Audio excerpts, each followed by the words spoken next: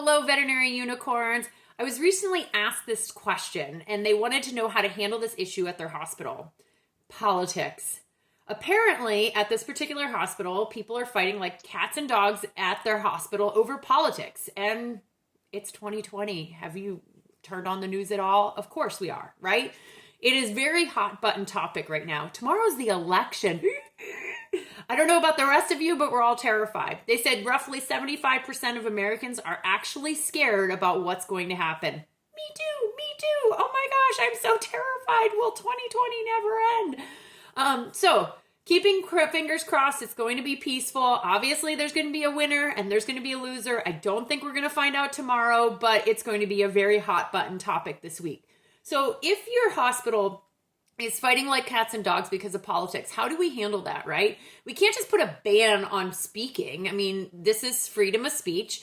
And really, any sort of legal organization will tell you that banning a conversation on politics or anything in a workplace environment isn't going to hold up. And it's also going to cause some disgruntledness. I mean, employees want to be able to have that conversation and be able to voice their opinion on something that they're very passionate about. An interesting survey by monster.com recently said that they polled people in October and they said that 1 out of 3 individuals have changed their opinion about the way that they see their coworker based on their political views.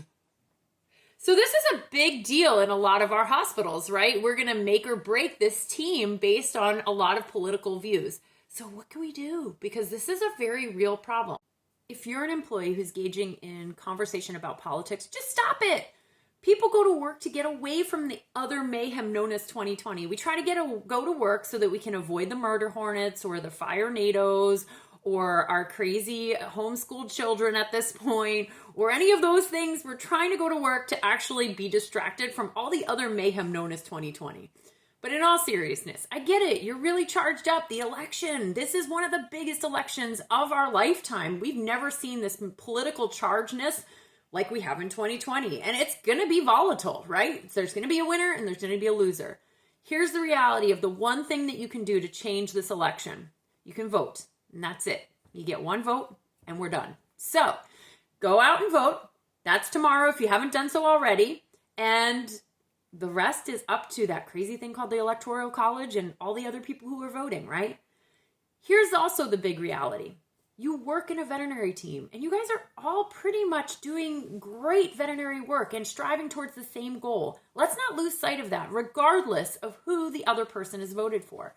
Even if you completely disagree with them, they're still your teammates. So we have to figure out ways to get along. Now, if you're a manager or a leader or a supervisor, it is your job to set expectations. So don't be the one having conversations about politics if you're in any of those categories. When politics is starting to derail your work, it's your manager's job to keep everybody on track.